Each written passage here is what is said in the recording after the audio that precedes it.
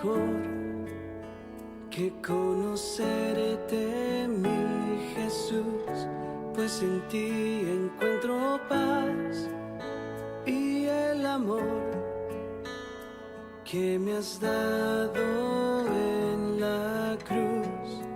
Por eso yo quiero cantar.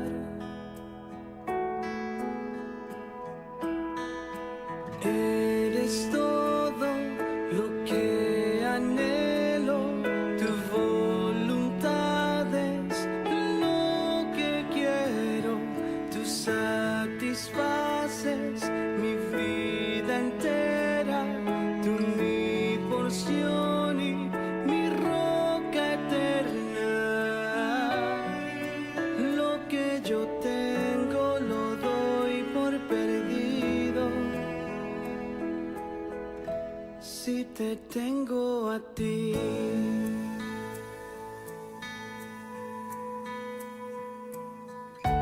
Puedo amarte porque tú me amaste a mí, siendo yo un pecador, no merecía tu perdón, menos aún ser llamado hijo de Dios. Por eso yo quiero cantar.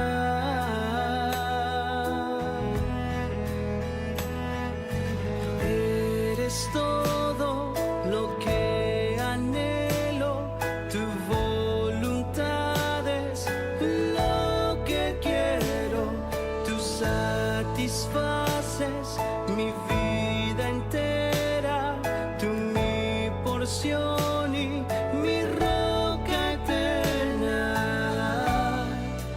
Lo que yo tengo lo doy por perdido si te tengo a ti.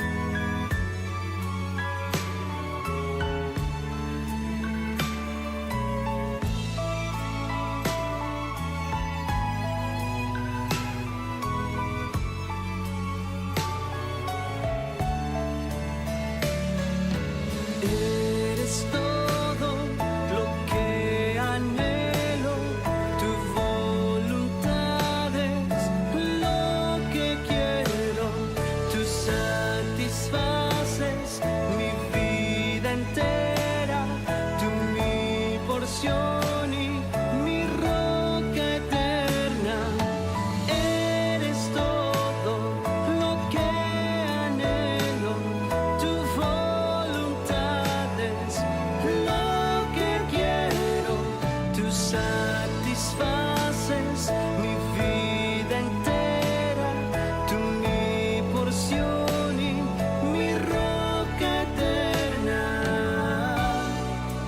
Lo que yo tengo lo doy por perdido, lo que yo tengo lo doy por perdido si te tengo a ti.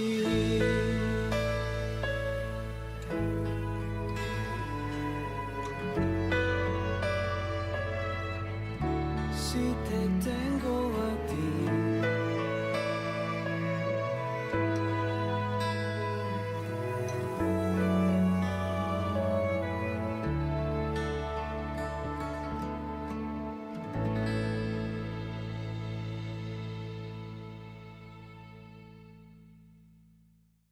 Vamos a orar en esta hora para así tener la exposición bíblica.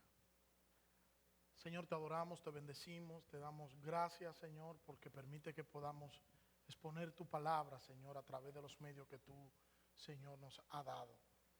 Te pido, Dios, que nos permita ver la cruz, que nos permita ver a Cristo, que nos permita, Señor, entender, Señor, tus planes y tus propósitos desde antes de la fundación del mundo para con tu iglesia, y que nosotros podamos, Señor, salir luego de escuchar este sermón, estar fortalecidos, Señor, que tú fortalezca nuestras vidas, que tú, Señor, nos dé fuerza a través de la exposición bíblica, y que el poder, Señor, de tu palabra nos consuele, Señor.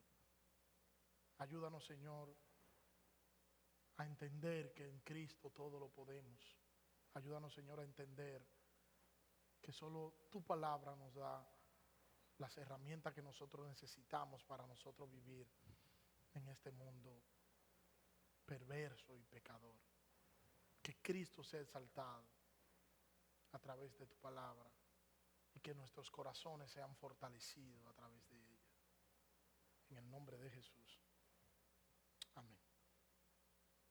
Vamos a estar hablando de frente a la cruz, nuestra serie de Juan, y nuestro texto de hoy es el Evangelio según San Juan, capítulo 12, versículo 27 hasta el versículo 30, y vamos a estar viendo, vamos a estar leyendo y viendo el texto un poquito más adelante. Nosotros podemos sostener, podemos decir a ciencia cierta que la fe cristiana está centrada en la muerte y la resurrección de nuestro Señor y Salvador Jesucristo. La muerte siempre ha sido una catástrofe para los seres humanos, a tal punto que nunca nosotros estamos preparados para la pérdida de un ser querido. Y siendo esto así una gran verdad, ¿cómo es posible que la fe cristiana esté centrada en la muerte de Jesús? Esto como que no, le resulta al hombre algo a veces difícil de entender. Mira cómo lo dice el pastor John MacArthur, cito: de todas las verdades de la fe cristiana, la muerte de Jesucristo junto con su resurrección es la más preciosa. Si Él no hubiera muerto, si no hubiera sustituto por el pecado, si no hubiera sustituto, no habría oferta de salvación. Si no hubiera salvación, no habría esperanza. Y si no hubiera esperanza, el único futuro sería el infierno. Fin de la cita.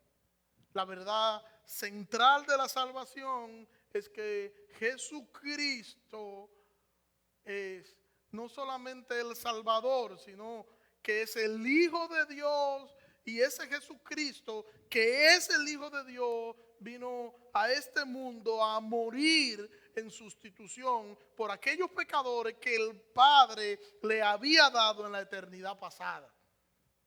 La muerte era inseparable de la misión del Salvador. O sea que podemos decir que el dolor era parte del plan de salvación. Dios, el Padre, salvaría a los que Él había escogido en Cristo en la eternidad pasada. Y para hacer esto posible, Dios el Hijo vino en sustitución por el pecador. Ese pecador iba a ser sustituido por Cristo en la cruz. Y esto se había resuelto incluso antes de la fundación del mundo.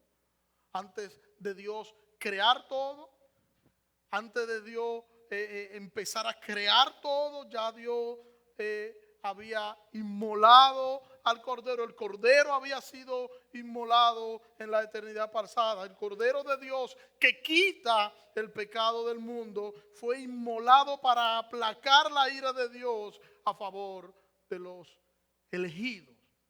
Mira, como lo dice la segunda carta a los Corintios, capítulo 5, versículo 21, al que no conoció pecado, le hizo pecado por nosotros para que fuésemos hechos justicia de Dios en él. Y nuestro texto de hoy, el texto que vamos a estar analizando, nosotros vamos a estar viendo en él a Jesús enfrentar las implicaciones de su muerte. Y es lo que vamos a estar viendo y lo que vamos a estar analizando, y lo vamos a estar viendo en 4 puntos. Vamos a estar viendo Número 1, su angustia. Número 2, la respuesta del Padre. Número 3, su victoria anticipada. Y número 4, el abandono de la gente. En torno a estos 4 puntos es que vamos a estar viendo el texto, el análisis, la exposición bíblica de esta mañana. El primer punto, su angustia. El versículo 27 del Evangelio según San Juan, capítulo 12, el versículo 27 dice: ahora mi alma se ha angustiado, y que diré, Padre, sálvame de esta hora, pero para esto he llegado a esta hora. Nosotros vemos aquí la angustia del Salvador de frente a la cruz. Jesús sabía que la muerte era parte de su obra en la tierra, de su obra redentora en la tierra. Parte de su obra era la muerte, porque la muerte era parte del plan redentor que él vino a cumplir. Jesús ahora está de frente a la cruz y ya empieza a sentir la carga, el oprobio del pecado, la ira de Dios por el pecado, el dolor de saber que estaría lejos del Padre. Estas cosas tenían a Jesús angustiado. Y Jesús dice: ahora mi alma se ha angustiado. O podríamos decir, mi alma está agitada, o mi alma está revuelta. Estaba pasando por un dolor interno, consigo mismo profundo. Había una lucha interna dentro de Jesús. Estaba luchando dentro de sí mismo, y la angustia podemos decir que es la congoja o la aflicción, y se trata la angustia de un estado afectivo que implica un cierto malestar psicológico acompañado con cambios en el organismo. Para que tengamos una idea de lo que está pasando aquí, no es tan simple como que Jesús diga: oh, yo estoy angustiado. No, humanamente Jesús estaba angustiado y estaba en ebullición su alma por lo que había de acontecer un poco más adelante. Jesús estaba sufriendo la angustia de la cruz.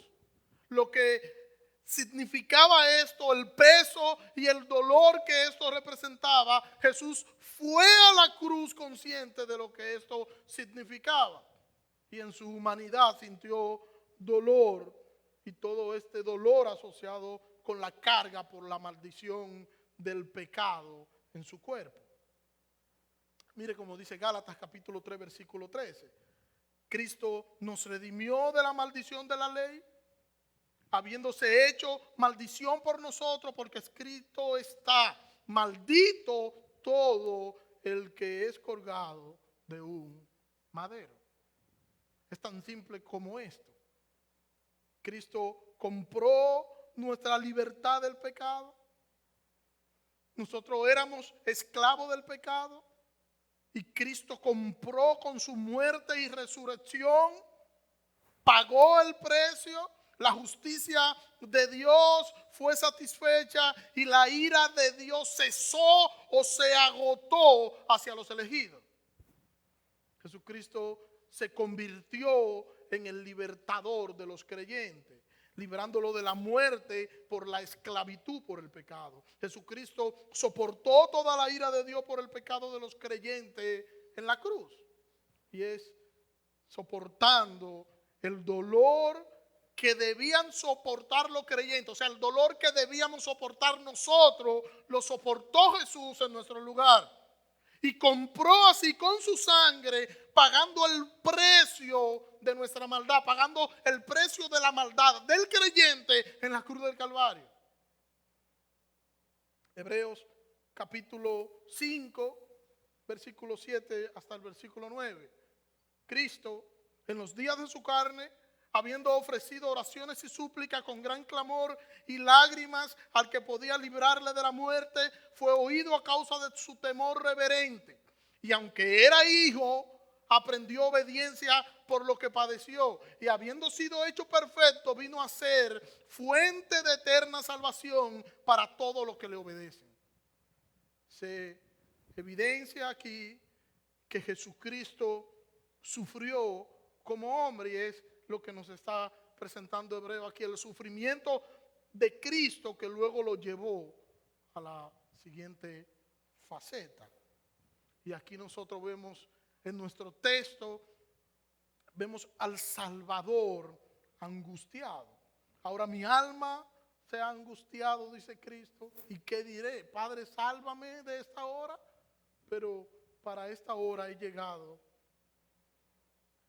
Jesús hace una pregunta y hace una pregunta a la que él mismo contesta.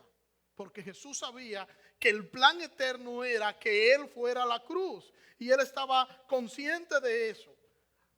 Está ahora ante el dolor y está ante el dolor no porque Jesús fue llevado de manera inconsciente o fue llevado o fue engañado para estar en el lugar en el que estaba ahora. No, estaba allí de manera voluntaria.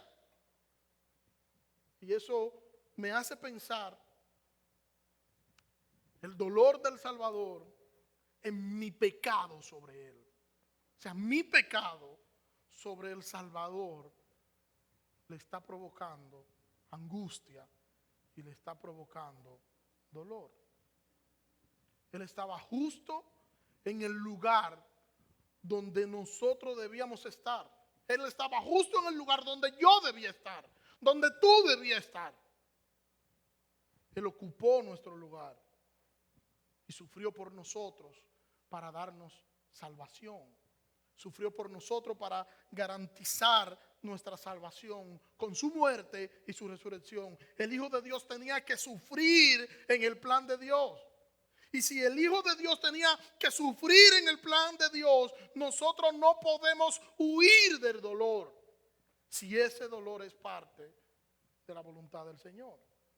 Cuando nos toque sufrir, cuando nos toque estar ante el dolor, ante el sufrimiento, pensemos en el sufrimiento, pensemos en lo que sufrió por nosotros el santo y justo, que se hizo pecado por nosotros. Tu Salvador sufrió. Y tu Salvador sufrió por ti para darte salvación y vida eterna. Y si tú tienes que sufrir, que tu sufrimiento sea para la gloria de su nombre. El punto número 2, la respuesta del Padre, versículo 28 hasta el versículo 30. Dice, Padre, glorifica tu nombre. Entonces vino una voz del cielo y le he glorificado y de nuevo le glorificaré. Por eso la multitud que estaba allí y la oyó decía que había sido un trueno. Otros decían, un ángel le ha hablado. Respondió Jesús y dijo, esta voz no ha venido por causa mía, sino por causa de vosotros.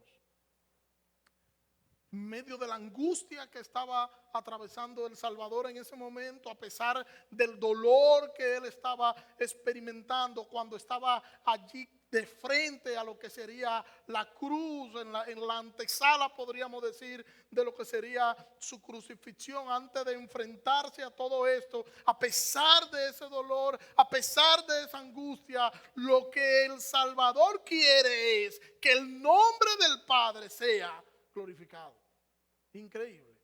El Padre, el Hijo está enfocado en que el Padre sea glorificado. Y lo vemos aquí, igual que luego lo veremos más adelante en el Getsemaní, donde dice, Padre, pasa de mí esta copa, experimentando ya el dolor, ¿no? Y Padre, pasa de mí esta copa, pero que no se haga mi voluntad, sino que se haga la tuya. Hermano, y nosotros deberíamos procurar que el Señor, igual que como lo está haciendo el Salvador aquí, que nuestro Dios sea glorificado en medio de nuestro dolor y que nuestro dolor sea para la gloria de su nombre, porque nuestro dolor debería ser para glorificar a nuestro Señor. Nuestro dolor debería servir para glorificar a nuestro Salvador.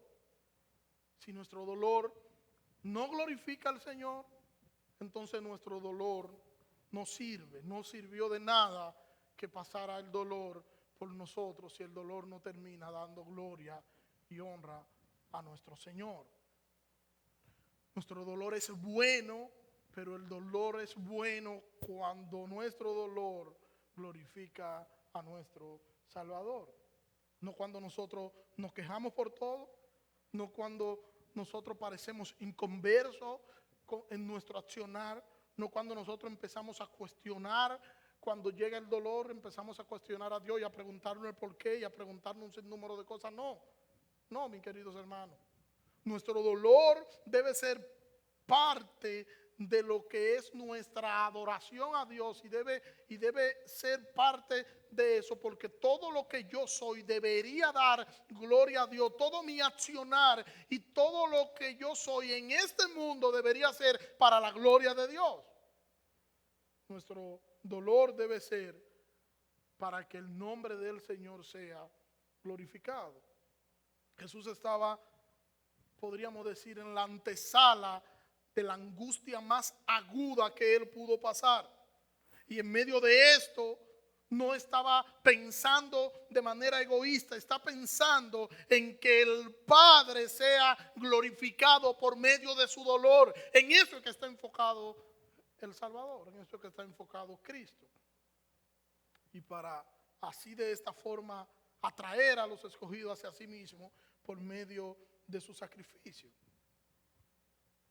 Y aunque nosotros muchas veces no entendamos las cosas que nos suceden, las cosas que estén sucediendo a nuestro alrededor, aunque quizá muchas cosas nos resulten incomprensibles, todo lo que sucede alrededor nuestro deberíamos nosotros usarlo para la gloria del Señor, y todo lo que sucede a nuestro alrededor debería rendir homenaje a nuestro Señor. El dolor debe llevarnos a nosotros a los pies de Cristo y debe hacernos el dolor mejores creyentes y más dependientes de nuestro Salvador.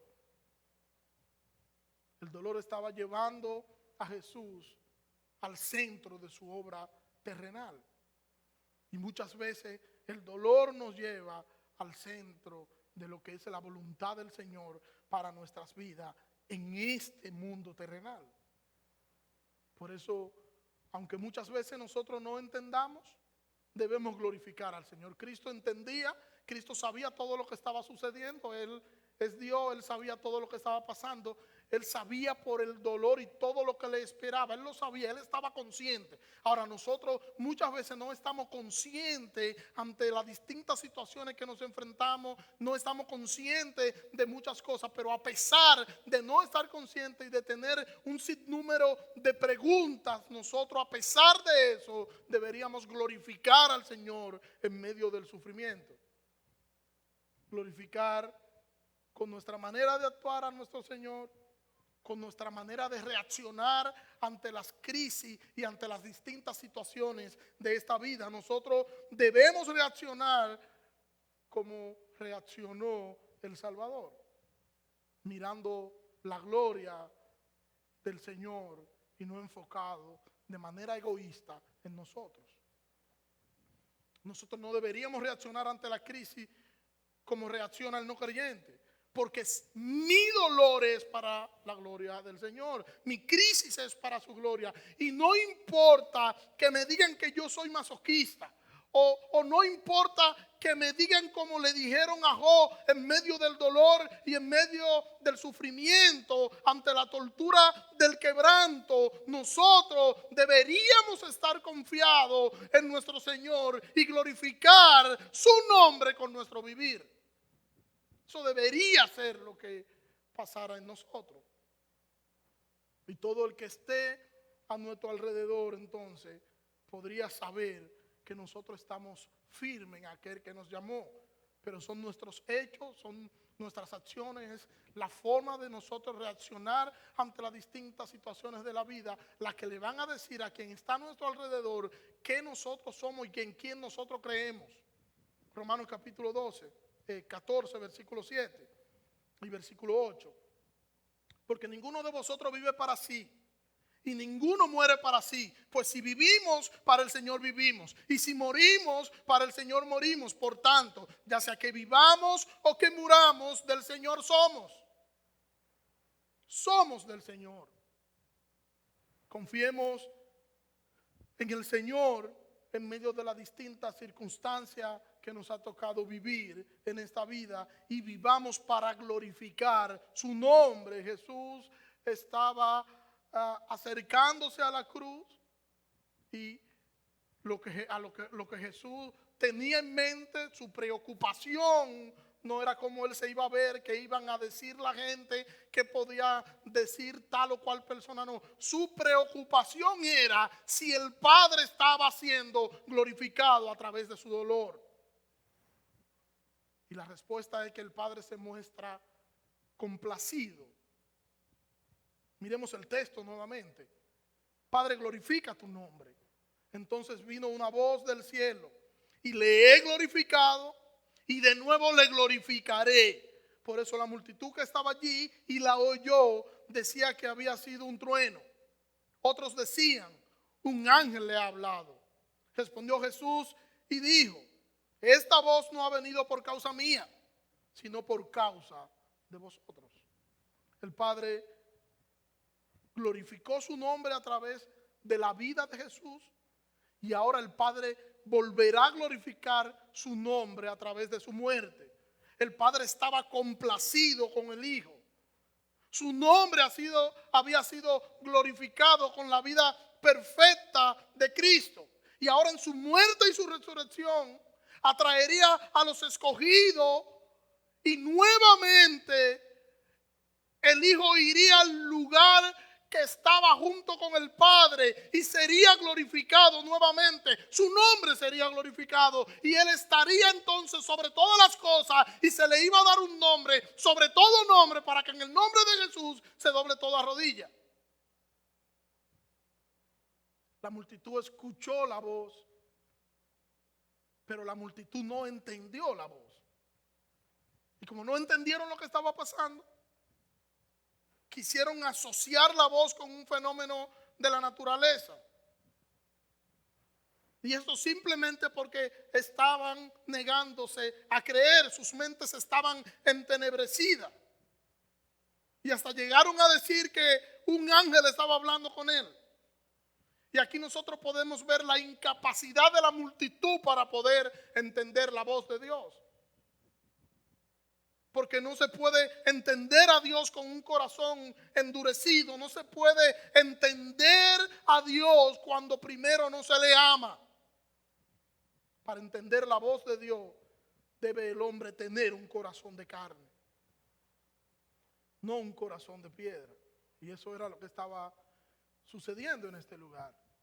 Y para el hombre poder creer, debe el Espíritu Santo hacer una obra en este hombre, porque él por sí solo nunca podrá creer, porque es el Espíritu Santo quien produce en nosotros esto, porque es Él quien nos convence de pecado. La Biblia nos enseña que el incrédulo es un ciego espiritual, también es un sordo, no puede entender la voz de Dios. Ni en ese momento podían entender la voz audible de Dios hablando con el Salvador. Ni hoy pueden entender la palabra de Dios en las Escrituras. Jesús dijo que la voz fue por causa de la gente, no por causa de Él. La voz no vino por causa de Jesús, vino por causa de aquellos que estaban allí. Punto número 3. Su victoria anticipada. Versículo 31 hasta el versículo 33. Ya está aquí el juicio de este mundo. Ahora el príncipe de este mundo será echado fuera. Y yo, si soy levantado de la tierra, atraeré a todos a mí mismo. Pero él decía esto para indicar de qué clase de muerte iba a morir. Estaba cerca ya la muerte de Jesús, como hemos dicho. Y el mundo se iba a condenar a sí mismo por crucificar al Salvador, por crucificar al dador de la vida. La muerte de Cristo trajo juicio sobre el sistema maligno del mundo. También trajo juicio sobre el príncipe de este mundo, o sea, sobre Satanás. La muerte y la crucifixión de Cristo traerían una doble victoria. Los escogidos serían salvos en Él. Los salvos obtienen la salvación al creer en la obra redentora de Cristo.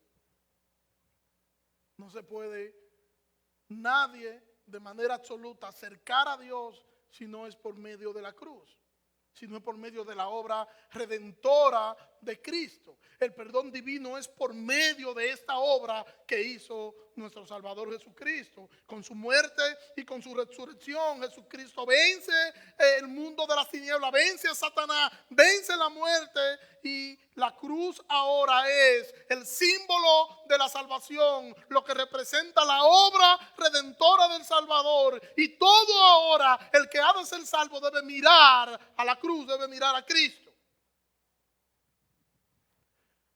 La cruz es la salvación de uno y la misma cruz es la condenación de otros. Por medio de la cruz hay expiación satisfactoria del pecado. Mira cómo lo dice la primera carta de Pedro, capítulo 1, desde el versículo 18. Sabiendo que no fuisteis redimidos de vuestra vana manera de vivir, heredada de vuestro Padre con cosas perecederas como oro o plata, sino con la sangre preciosa como de un cordero sin mancha y sin tacha, la sangre de Cristo, porque Él estaba preparado desde antes de la fundación del mundo, pero se ha manifestado en estos últimos tiempos por amor a vosotros. Por medio de Él sois creyentes en Dios, que le resucitó de entre los muertos y le dio gloria, de manera que vuestra fe y esperanza sean en Dios. Y volvemos y repetimos que la muerte era parte de la obra final de redención. La muerte y la resurrección. Y Él iba a morir tal y como enseñaban las escrituras del Antiguo Testamento. Él iba a morir para resucitar al tercer día y así traer hacia sí mismo a aquello que el Padre había escogido en Él en la eternidad pasada. Vemos en las escrituras que cuando el Señor lleva a cabo su plan, que cuando la voluntad del Señor se está cumpliendo, no todos entienden lo que está sucediendo, y eso es lo que está pasando aquí alrededor de Jesús. El Señor está cumpliendo su plan, el Señor está cumpliendo su voluntad, pero los que están ahí no están entendiendo, y eso lo vemos de manera recurrente en todas las escrituras, que solo entienden aquello que el Señor le da el privilegio de poder entender lo que Él está haciendo. La gente que está alrededor de Jesús no entiende, como no entienden muchos hoy, como no entendieron tampoco los amigos de Job. ¿Recuerdan a Job? Había perdido todo: hijos, riqueza. Su esposa le dijo: maldice a tu Dios y muérete. Y Job simplemente le contestó: ¿qué? ¿Recibiremos de Dios el bien y no recibiremos el mal? Todo el dolor y todo el sufrimiento que el Señor había permitido en la vida de Job, y cuando sus amigos llegan no entienden lo que está sucediendo. No entienden. No entienden que es Dios quien está trabajando en la vida de Job. Y como no entendieron, simplemente llegaron a juzgar, llegaron a ver las cosas de manera carnal, no de manera espiritual. Yo he estado ahí. Yo he estado en ese lugar donde parece que todo ha colapsado, donde todo el que mira dice lo que está sucediendo, que Dios lo está castigando, que se arrepienta, que de seguro cometió algo. Eso me lo dijo a mí una hermana hace unos años de la iglesia. Porque muchas veces nosotros no entendemos que el dolor y el sufrimiento son parte de la voluntad del Señor. Y cuando vemos a alguien sufrir, entendemos que Dios le ha abandonado. Y no podemos comprender que esa persona que está sufriendo es posible que esté en el centro de la voluntad de Dios. El dolor era parte de la voluntad del Salvador. El dolor era parte de la voluntad del Señor para la vida de Job. El dolor era parte del plan del Padre en la obra redentora. El dolor era parte y sigue siendo parte de la vida del creyente. Y cuando la gente que esté a nuestro alrededor no entienda, no lo escuche. Guíalos al Señor con tus palabras y guíalos al Señor con tus acciones. Siempre recuerda que nosotros somos propiedad del Señor y que nadie sabe cuidar lo suyo más que el Señor. Y que Él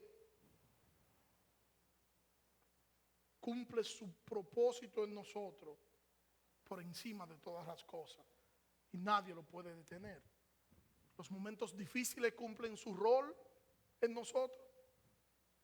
Y nuestra base en medio de toda situación difícil, en medio de todo quebranto, en medio de todo dolor, nuestra base debe ser Jesucristo, que murió por nosotros para darnos vida en su nombre.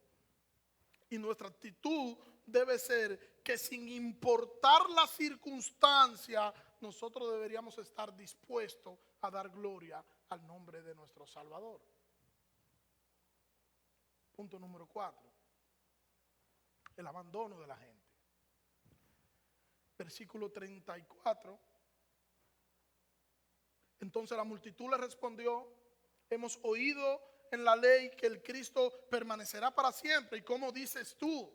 El Hijo del Hombre tiene que ser levantado. ¿Quién es ese Hijo del Hombre? La multitud no entiende. Sigue sin entender. La multitud está ciega. No pueden ver ni entender lo que está sucediendo aquí. No han podido entender incluso las escrituras. Las mismas escrituras que ellos habían citado no la entendían. No podían creer cómo era posible esto, que el Mesías tenía que morir.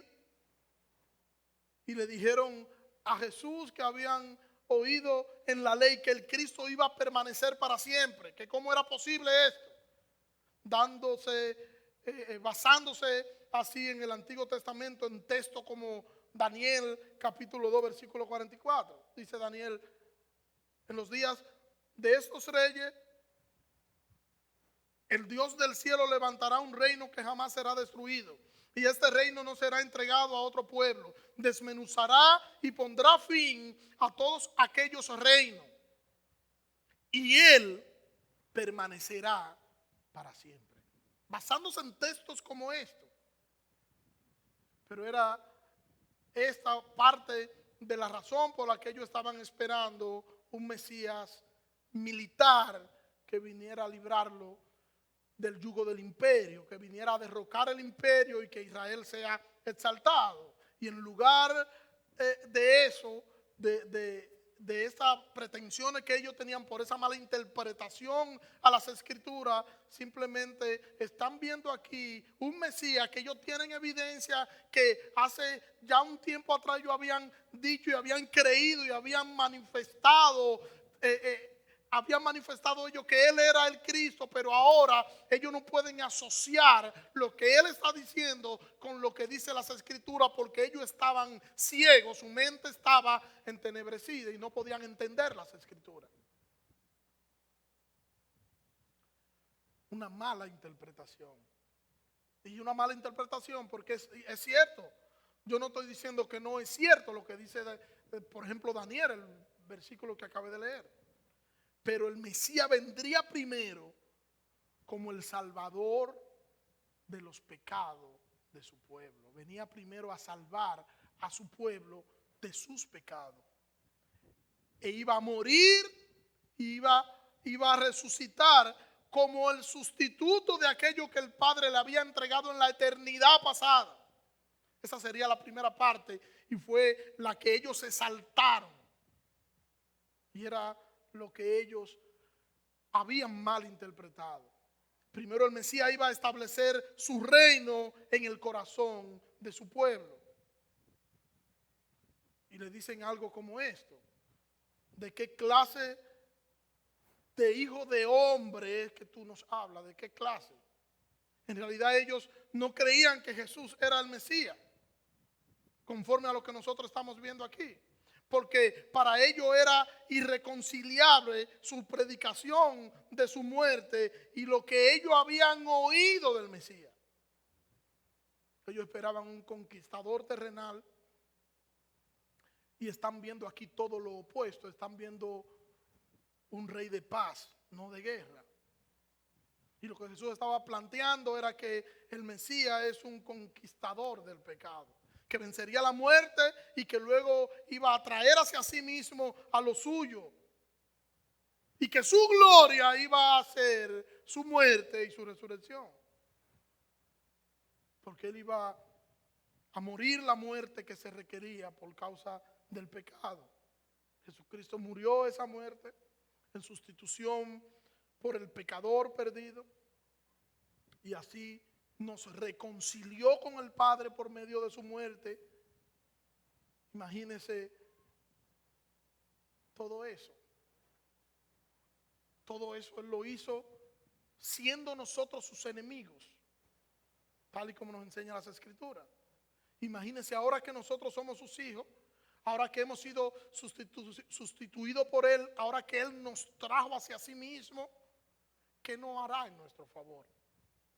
Nosotros debemos estar confiados y debemos estar seguros en el Señor, porque nosotros no somos de nosotros, sino que nosotros somos del Señor, somos propiedad privada del Señor. Y lo que ocurre en nosotros y lo que ocurre a nuestro alrededor está sucediendo por su voluntad. Nosotros estamos seguros en nuestro Señor y Él es nuestra fortaleza y Él es nuestra razón de ser, y nadie podrá arrebatarnos de su mano, nadie. Mira cómo lo dice el apóstol Pablo en Romanos capítulo 8, versículo 38 y versículo 39, porque estoy convencido de que ni la muerte, ni la vida, ni ángeles, ni principados, ni lo presente, ni lo porvenir, ni los poderes, ni lo alto, ni lo profundo, ni ninguna otra cosa creada nos podrá separar del amor de Dios que es en Cristo Jesús, Señor nuestro. Pablo está diciendo que no ha encontrado nada que tenga el poder de separarnos de Jesucristo. Nada. Ninguna calamidad, ninguna crisis, absolutamente nada. Ahora, ¿por qué? Porque somos del Señor. Somos del Señor y como somos del Señor, la razón de eso no está en nosotros, sino en el Señor. Somos del Señor. Hermanos, y debemos descansar, debemos confiar en la providencia y en la bondad de nuestro Salvador. Somos suyos, no somos vuestros. Confiemos en estos momentos difíciles. Confiemos que estamos seguros. Confiemos que nada ni nadie nos podrá separar de su amor. Confiemos que nosotros estamos seguros en sus brazos. Confiemos que su voluntad se está cumpliendo en nosotros. Confiemos en sus promesas y confiemos que nosotros estamos seguros en Él. Que el Señor nos ayude a confiar en sus promesas. Oremos. Gracias, Señor. Gracias por tu palabra, Dios. Gracias por la fortaleza que tu palabra, Señor, inyectan a nuestras vidas, Señor. Gracias, Señor. Ayúdanos a vivir, Señor, de frente a estas verdades. Ayúdanos, Señor, a vivir conforme a estas verdades, Señor. Y ayúdanos, Señor, a que todo nuestro día a día, Señor, gire en torno, Señor, a esto. Y que nuestro interés y nuestra intención siempre sea glorificar el nombre de nuestro Salvador. Ayúdanos, Señor, a ser conforme a tu voluntad y conforme a tu misericordia. En el nombre de Jesús.